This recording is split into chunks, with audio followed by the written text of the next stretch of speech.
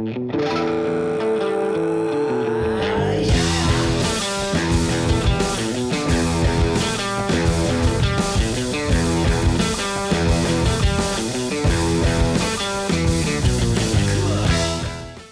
up on the Pete Sousa podcast on the Rogue Media Sports Network. That's right, the Rogue Media Sports Network. We've got King McClure, college basketball analyst for ESPN, prominent college basketball analyst for ESPN. He's getting ready for the NBA draft now, checking out prospects, but we talked to him about the NCAA tournament, his experiences as a player in the Big 12 and in the NCAA tournament, and also his work with ESPN and what lies ahead in his future and what it's been like. We also talked to Jerry Palm, CBS bracketologist. Did the committee get it right? Will the tournament expand? We'll find out. Coming up next.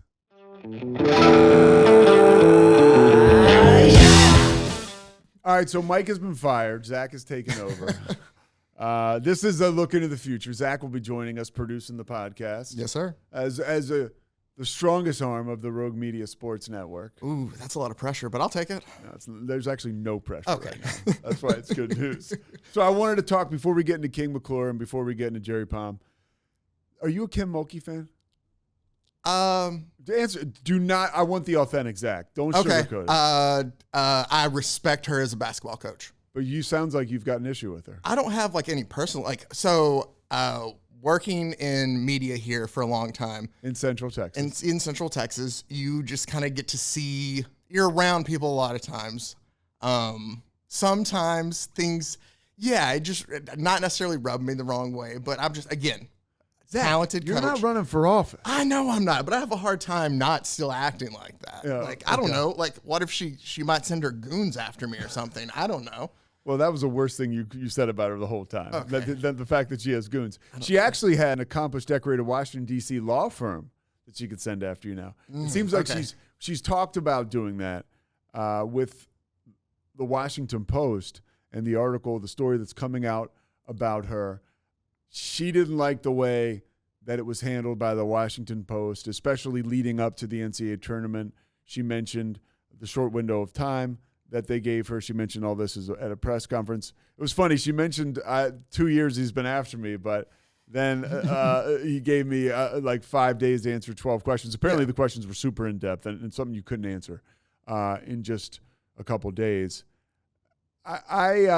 Here's my thing on this. This is what the one thing that I wanted to mention was everybody has this rush to – it's going to play out, right? And everybody wants to talk about what she said, how she did it from a podium during an NCAA press conference. And, did she make a mistake by shining more of a light on it? Because, somebody said she sold a lot of newspapers. That's like an old school term, right? She's selling newspapers. Like maybe the article would have just gone over without much blowback per se, but now it might be a bigger deal because she's talking about it. Kind of like she brought it up, so then obviously it brings more eyes to it because she's talking about it. Yeah, and I will be very interested to see how this plays out. I would guess that the article probably isn't that defamatory, not quite as you might think after hearing her response. That's my guess ahead of the story coming out. It was supposed to come out last Thursday, but I think once you start talking about attorneys and things like that, she's got to, or they probably need to make sure that everything was double, triple checked. It's the Washington Post. They're going to come out with it. Oh, yeah, for sure. They've gone toe-to-toe with presidents. Mm-hmm. This is a newspaper that's owned by Jeff Bezos. Like they're not short on cash, and they're not short on courage. So regardless of what it is, we're going to find out about exactly what's in the article. I think from a character standpoint in college basketball, it only makes it more exciting. Like if we can get Dawn Staley and Kim Mulkey in a championship game again, I'm not even looking at the brackets, how they line up. I think that's possible. For us, it would even be cooler if she can play Baylor. Oh, yeah. I have checked that. They could meet in the Final Four. What would you think about that, Zach? I think I love storylines like that, regardless, Kim Mulkey aside of just, somebody coming back and things like that. But the way could work out in all these. I think it's super exciting for us to see how it could play out. And there's just so many storylines depending on who it is. Yeah. All right. Super exciting Pete Sousa podcast. Bad transition. King McClure, Jerry Palm coming up. We're going to start with my man King.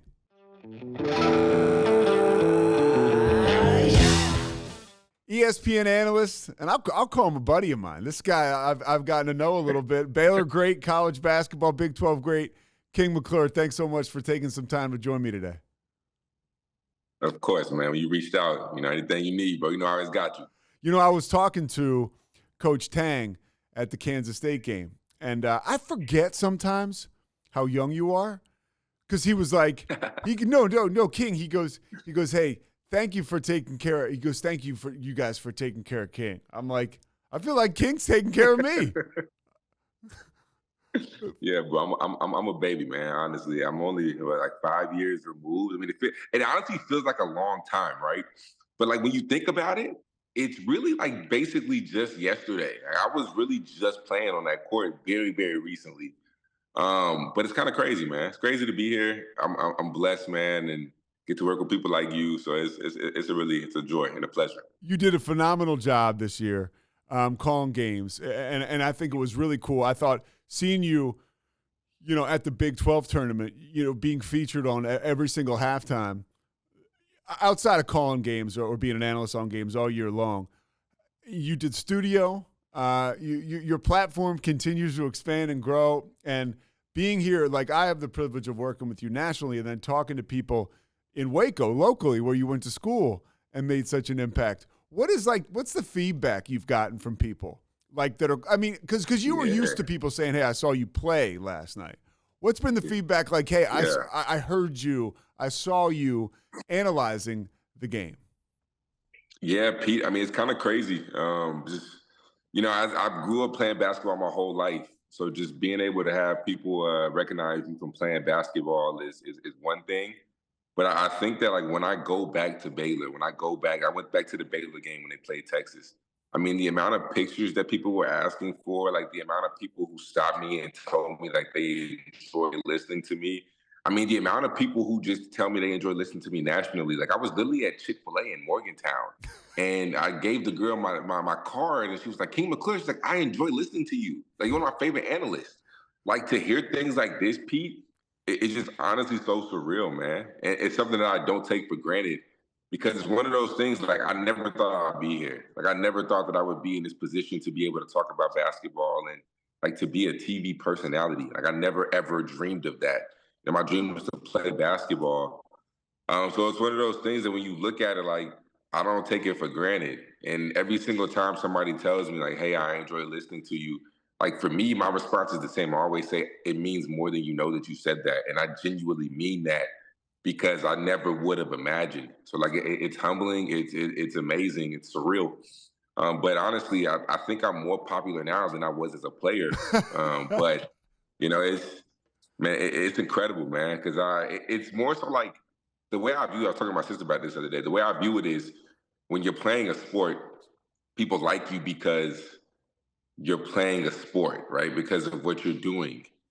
But now with what I'm doing, as far as like my personality, people are liking me because it's me, because they enjoy me. They enjoy what I have to say. They enjoy my actual personality and who I am.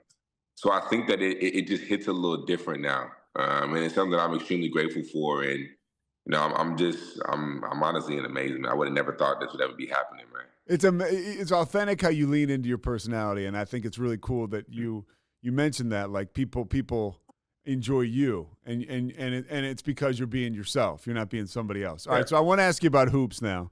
Let's kill the King McClure love fest over here. All right, we gotta keep your ego in check, as humble as you are. All right, well, we can start. This will keep your ego in check. What the heck happened with Baylor? Man, I think that Baylor dug themselves into a deep hole. And in the tournament, I mean, anything can happen. Clemson is playing as well as anybody in the country right now. They have a plethora of weapons. In the first half, they shot the mess out the basketball. And Baylor's one flaw all year was they couldn't get stops on the defensive side consistently. And we kind of saw that in the first half. Like, when we really needed somebody to lean in, I mean, Jay Nunn eventually like got the run started in the second half, the comeback. But in that first half, we just couldn't get a stop, man. And I think that when you're in situations like in a tournament, like you start feeling the pressure, and all of a sudden teams will get hot. They'll shoot 50+% from the field, from the 3-point line. And despite how bad Baylor played, they still had an opportunity to win the game. I think the free throws that Jacoby missed to tie the game after you made that whole push, that really hurt. I think Jacoby he played great during the season, but I think that at times, especially in that game, it was evident to me that he was a freshman. Like he looked like a freshman in certain moments. Like the free throws, for instance, he didn't shoot great from the free throw line, but veteran players, older players know, like, hey, I haven't shot it well, but I'm trying to make these. Short-term memory loss. I don't care what happened before. Let's get to the line. You could tell him the look on his face. He got to the line. He was like, dang, I'm back at the line again. Uh-oh. I missed like 3 or 4. Like, oh, snap, I can't miss these. Like, you could tell the look on his face that he was like nervous, and that moment kind of got to him. I think that our interior, E. Misi is a phenomenal. He's definitely a first-round draft pick. I think at times our interior was a little exposed, when we were facing, P.J. Hall, and I forgot the other kid who really didn't even look like a hooper, but he was just out there balling like crazy. When those two guys kind of exposed our interior a little bit. But I think that when you dig yourself in a deep hole like that, and you have to climb back, it can take a lot out of you. So I want to say that, for Baylor, it was just not getting stops. I think we could have done better. And the biggest thing that comes down to, like, just to simplify everything I just said, was free throws. We make our free throws, we win the game. Yeah. So I think that's what it boils down to. Didn't make free throws, didn't get stops, we lost the game. All right, you're uniquely qualified to kind of talk about what inside that locker room after the game. You saw the emotion, and you saw guys talking to the media, and you could tell that they've been crying. We saw Jacoby Walter cry. It was like very real, and it showed a side of those guys like it's real likable and relatable. What's it like to be inside a Scott Drew locker room? Like, my question is, like, how the hell those guys get so close? Yeah. Because they're really, really close, and there was an emotion we saw in that loss that you don't see from every team. Yeah, so I'll give you an inside story that really I don't really talk to too many people about. My senior year, we played Gonzaga in the second round of the tournament. Same situation. We played Gonzaga. We were like an 8, 9. No, we were the 9 seed. Syracuse was an 8 seed. We beat Syracuse. We played Gonzaga that next round. So we played Gonzaga. We ended up losing. So typically, when you lose, CBS does an amazing job of getting emotions from players. Like, they will pan the camera. They're just looking for somebody crying, right? So I was like, listen, I'm not going to be that guy. I sprinted to the locker room. Pete. And I'm in the bathroom of the locker room, like on the floor, sobbing. I am crying, right?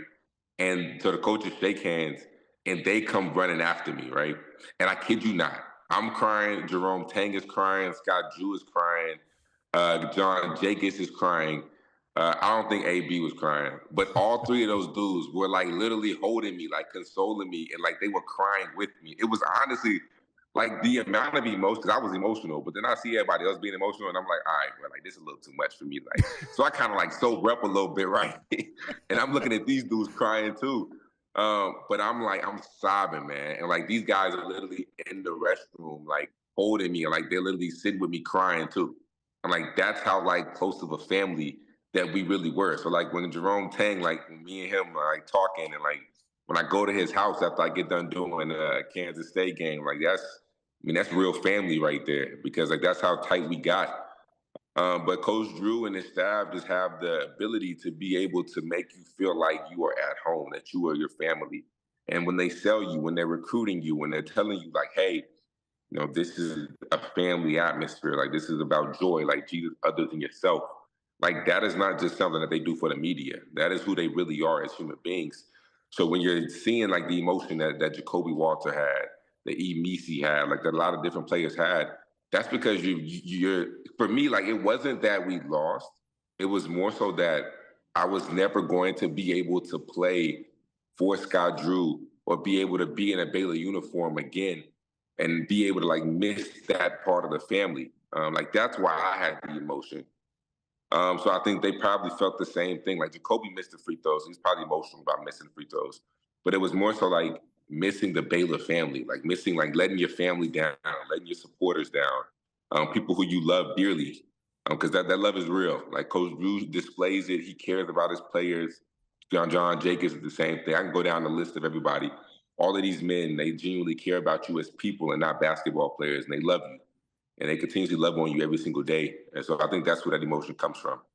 Well, I mean, it's amazing. It was amazing for me to see a guy like Jacoby Walter, who you know is going to be a lottery pick, talk about how you could tell, like what you're saying, it was going to be very difficult for him to leave this group of men and move on in his life. And to me, that that Coach Drew is doing his job. I want to ask you about who's left in the tournament.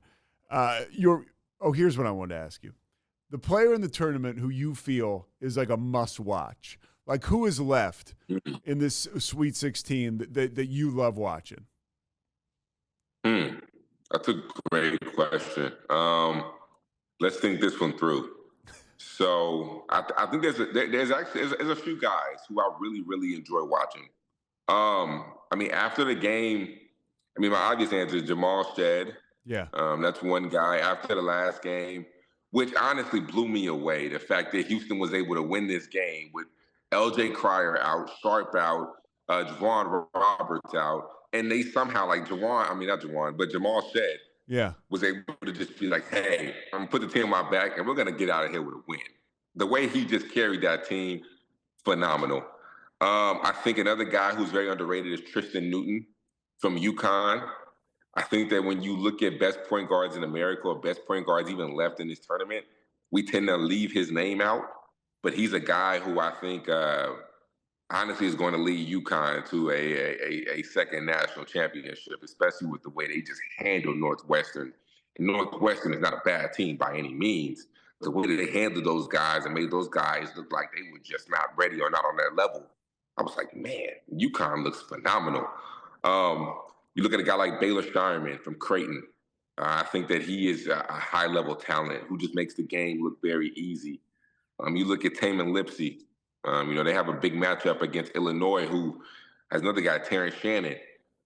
There's so much star power left that it's hard for me to really just choose one guy. But I think that from this moment on, Sweet 16 on, it's nothing but great basketball. Like Jared McCain. The Jared McCain versus Jamal Shed matchup, or Jared McCain versus L.J. Cryer matchup in the see on Friday.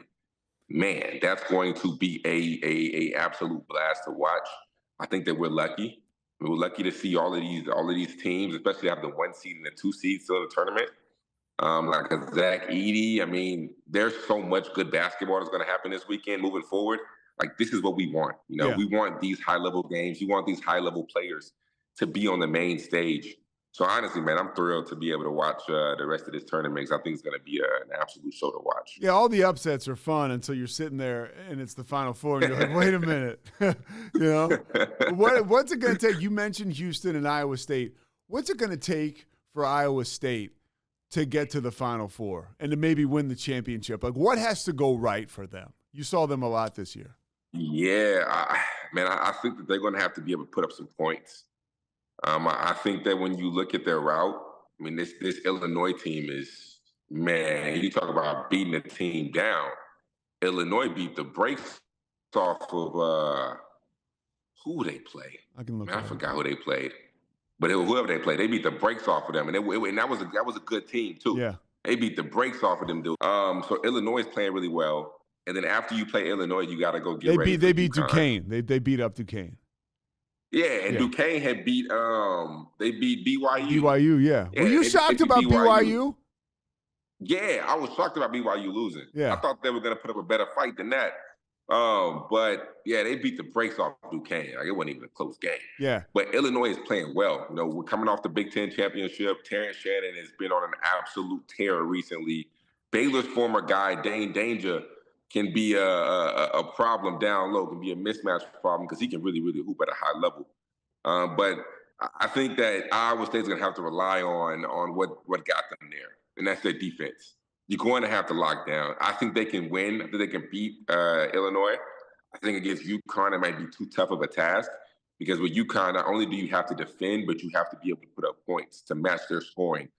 And I think that they can limit their scoring. And I mean, I say limit, I mean like maybe less than what they normally get, but you're going to have to also be able to put up some points. So I think that guys like Milan Momcilovic is going to have to really step up. Taman Lips is going to have to score. Keyshawn Gilbert is going to have to step up. I mean, I don't know if they have enough weapons offensively in order to be able to beat a team like UConn. But I think if they rely solely on their defense, they can make it to an Elite Eight. But a Final Four is going to be tough, especially when you have UConn. Like anybody else, I might take Iowa State over. Yeah. But a UConn is just going to be, it might just be a little too much firepower. Yeah, I mean that could be, and if Iowa State can, I would love to see Iowa State and UConn. But by the way, we talked about BYU. You and I should have known. I picked them to go deep in the tournament. But one thing to look out for with them, they don't play good on the road, and they never play good early in the day. And they had like an 11 for real. I think you and I had the one game where they played at Kansas State like early, and they got beat up, and then they played Oklahoma State on the road early.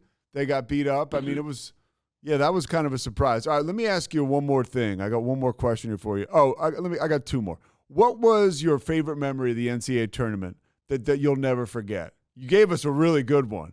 So, But is there another one that really, where you were like, man, this is different playing in March in the NCAA tournament, going to these sites, being around all these teams? So my sophomore year, that was the first time in Baylor history we were number one team in the country. And we were a 3 seed. We played New Mexico State first round, beat New Mexico State. In that second round game, we played USC. And I had probably one of my most memorable games because I want to say I had like 18 points, but like 15 of the 18 came in the second half. And I caught fire from three, and I was playing at a really high level. And that game was honestly one of the most fun games I ever had just because it was to get to the Sweet 16. So it's like we advanced to the second round. But just the amount of love that you got after that game and then going into the Sweet 16, this is when you kind of realize, like, March Madness is a little different. Like, you go to the city. We're in New York. We're playing at Madison Square Garden. Every single where we go is March Madness this, Baylor that. The hotel is literally decorated in all the March Madness gear, all the Baylor, welcome Baylor, like March Madness. And like so many eyeballs, my elementary school, who I left in like the fifth grade, like fourth or fifth grade, literally tweeted at me and was like, yo, congrats to King McClure. I hope that he wins tonight against South Carolina in the Sweet 16. I'm like, yo, this many eyeballs is watching. Like these people, I ain't talked to these people in like 10 to 15 years. And they out here shouting me out. I'm like, wow, March Madness is a little different, right? However, I mean, the result was crazy. We ended up getting blasted by South Carolina. But it was in the Garden. It was a memory I probably will never forget. Like, to be able to play in such a historic venue. I mean, dudes like Kobe has dropped 60. I mean, Jordan has done his thing in there. LeBron. I mean, to be able to be on that same court, regardless, win or lose, right? Yeah. All right, we got blasted. But just that memory, being able to go to Madison Square Garden and be able to play in that venue. We also got stuck in the elevator, I want to say, before the game. Really? And Coach Drew was panicking. Yeah, we got stuck in the elevator. And at the arena or at the hotel? In the arena. Like, it was one of those big elevators. Yeah, like a big freight elevator. 15, 20 people, like one of those big ones. And we got stuck in there, and like it wasn't moving. And they were like, oh, snap. And Coach Drew was panicking. But it was kind of funny. It was like, looking back, it's funny. At the moment, it wasn't. But looking back, it was funny.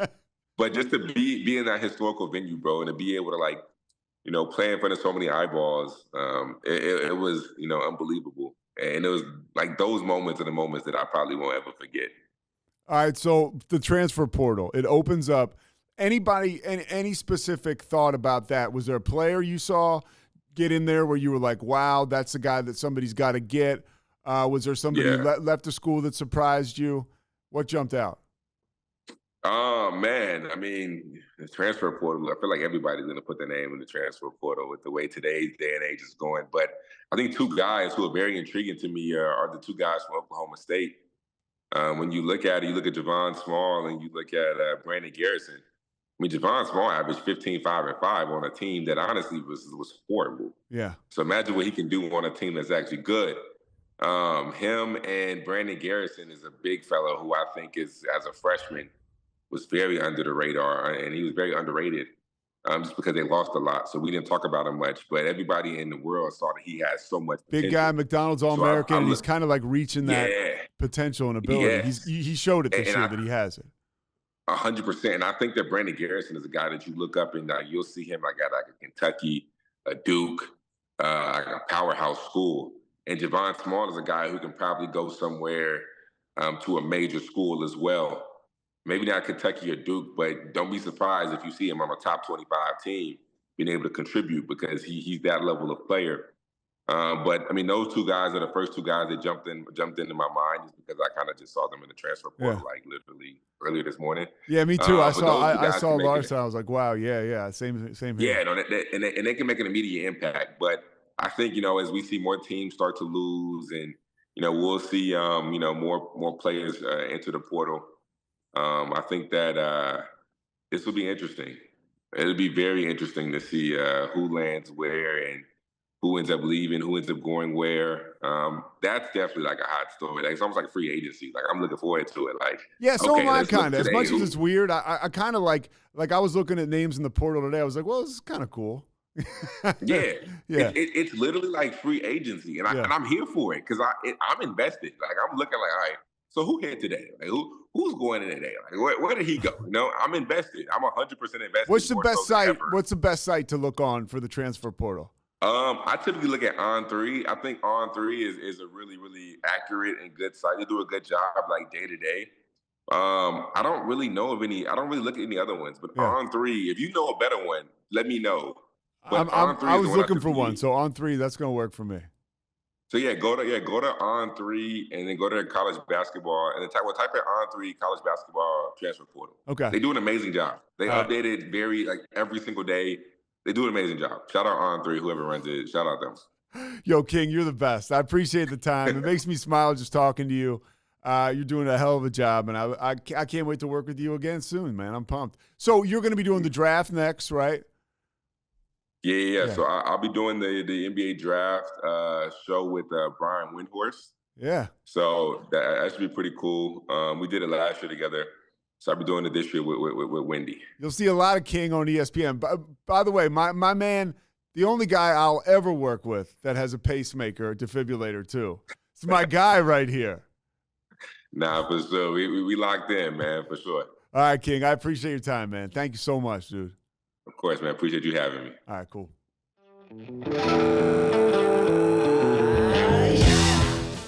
All right, Pete Sousa being joined now by Jerry Palm, CBS bracketologist. Jerry, you've been at this for a very, very long time.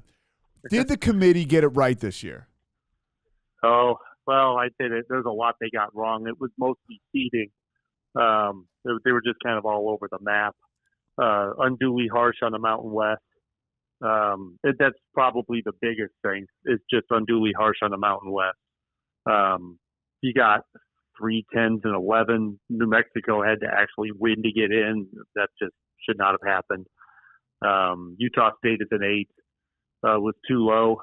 They all were, except for San Diego State. San Diego State as a 5 was pretty spot on, but the rest of the league was seeded too low. And the problem when you have teams seeded improperly like that, especially so many of them, is it not only affects them, but it affects the teams that have to play them because they're getting a team that's better than their seed would indicate. And of course, they're playing better teams than they should have to. So it really hurts both parties when you get seeds wrong. I mean, as far as selection goes, the really egregious one was Virginia.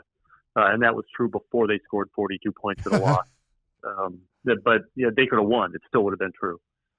Any thoughts on the Big East being left out? Teams like St. John's, teams like Seton Hall. Okay, you have to approach it. You have to think differently. Conferences don't get bids. Teams get bids. And once you got past that top 3, that was a very bubbly league, right around the cut line type of stuff. I actually had St. John's as my last team in. I missed on Colorado. and that's, St. John's ended up not even being in their first 4 out. Seton Hall they had ahead of them. I mean, I would have been fine with Seton Hall. Their first team out was Oklahoma. That would have been good too. But if you think about it in terms of teams getting bids, you're just thinking about it completely wrong, because the only team that gets a bid from each league is the automatic qualifier.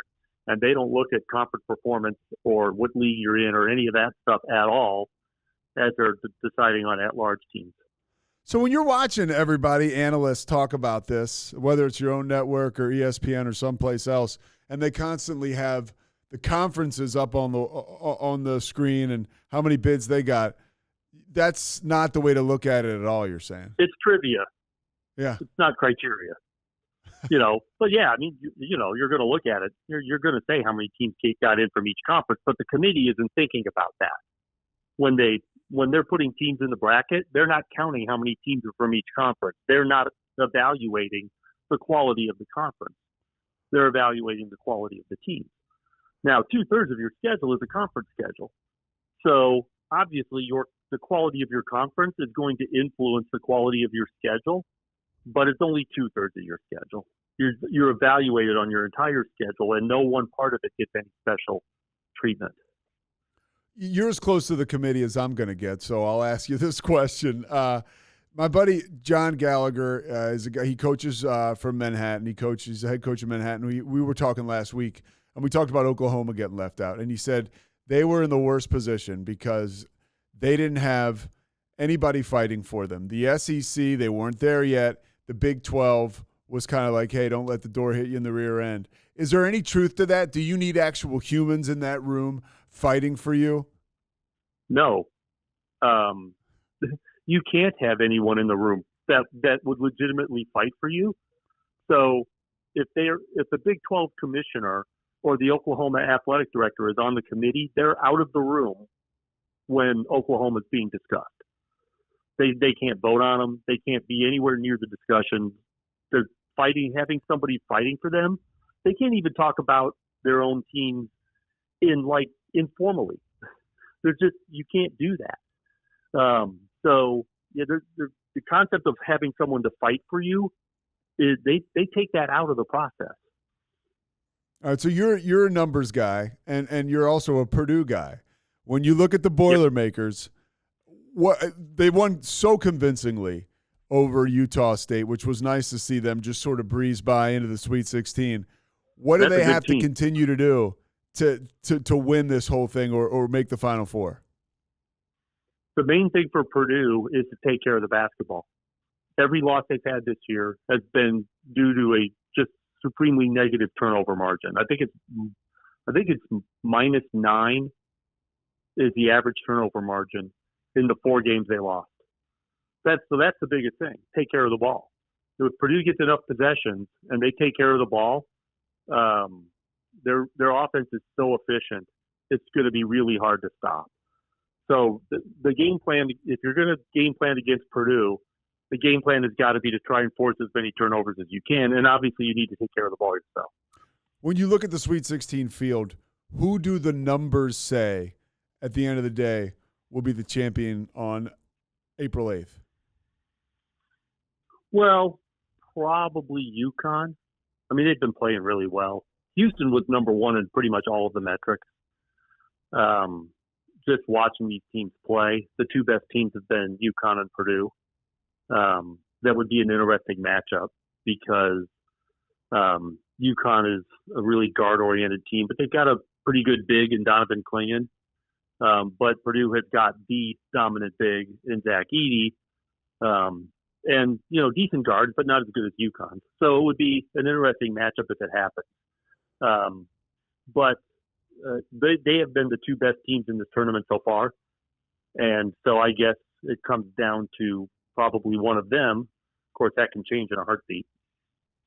When you talk, guys like me, listen, I've been following you since, I guess, the late 90s, and you started doing this long before that. You started doing this when you were a computer programmer. When you look around, I still was in the late 90s. What'd you say? I still was in the late 90s. The programming job didn't go away until 2002. Oh, really? So you kept doing that the whole time? Yeah, this is my 31st year of doing brackets. So when you look around and you see every Tom, Dick, and Harry weighing in on who should be in the tournament, what do you think? I don't really pay attention. And it's not because I don't respect other people who do this. I mean, obviously Joe's been doing it as long, probably even a year or two longer. It's just that I don't have time. I don't have time to follow anyone else. I'm too busy doing my own work. So it's obviously other people are going to have guides. Other media outlets are going to have guides, and there's probably 300 people just doing it to do it. And that's great, but I don't have time to pay attention to what other people do. How much of an influence are coaches going to have on the expansion of the NCAA tournament, possible expansion? I guess first question is, do you think the tournament will expand? Unfortunately, yes. I remain in favor of going back to 64. I think every expansion dilutes the tournament. It dilutes the quality of the teams in the tournament. We are already at a point where you're almost taking teams that aren't 500 against the teams that they played in the top three quadrants, the base level of confidence in college basketball. And we're going to be taking teams that aren't even 500 against that group. That's ridiculous. And the problem is, if I believed for a minute they were expanding for Indiana State, I would feel better about it. But they're not. They're not expanding for Indiana State. They're expanding for Indiana. And nobody wants to see a team like Indiana, at least this year's version, in the NCAA tournament. But we saw it with Virginia, right? Well, I mean, we already put Virginia in the tournament, and by we, I mean them. Yeah. But, it just extends the mediocrity. Plus, what they're probably going to do is make the automatic qualifiers play their way in and not the at-larges. And so it dilutes or reduces the chances of the special moments like Oakland winning over Kentucky and things like that.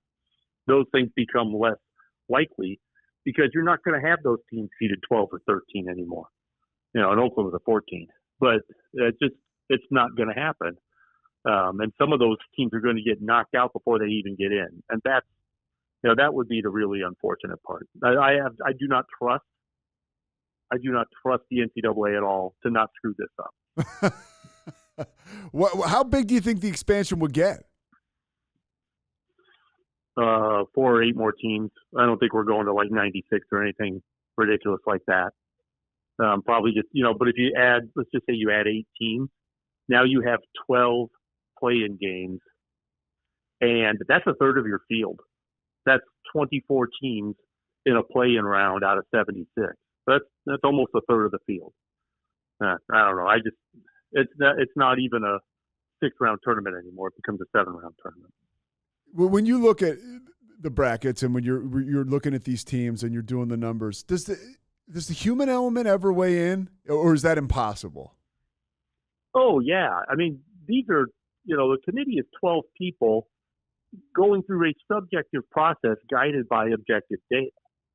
So they each have their own opinions on what data is important to them and what is less important to them. And it's not going to be consistent among the 12 of them.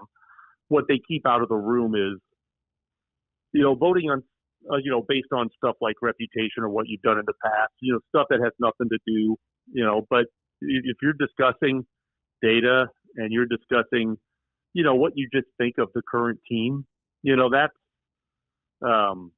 not out of play. So there is a subjective element to the process. It's not, otherwise, computers could do it. You wouldn't need a committee. All right, Jerry Palm, CBS Sports, CBSSports.com. Thank you so much for taking the time, man. I've appreciated and admired your work from afar, and it's really cool to talk to you today. Oh, anytime. Thanks. All right, thanks, Jerry.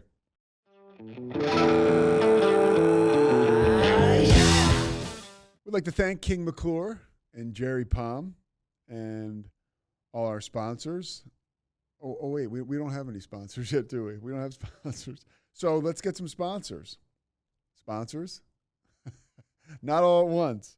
No, we're working on some sponsors. It's been a lot of fun doing this show once again. I love connecting with these guys, and I thought some of the stuff that Jerry Palm told us was super insightful from a data standpoint, and all the stuff that King McClure told us from an experience standpoint and from a coverage standpoint this season was really, really cool, and from a human standpoint. I guess the last thing I want to talk about, just because I've been thinking about it a lot, is the Shohei Ohtani gambling situation, and just how this is playing out before our eyes, and how it's amazing we don't really have all the facts, but it's interesting, and I do it myself. If I'm sharing an opinion with my brother, I'll go into detail about what I think, whether he was involved, whether he wasn't involved. By far, my favorite part of the whole thing has been any kind of expert or talk radio host talk about how hard it is to wire $4 million. That's my favorite. When they walk through, I mean, who would really know that from personal experience? I definitely wouldn't. But apparently it's very hard from listening to people over the course of the past few days. And what's easy is doing this show because I love it. So we'll be back with you next week. Probably some more March Madness and whatever else is percolating at the time. But for now, the Pete Sousa Podcast on the Rogue Sports Media Network.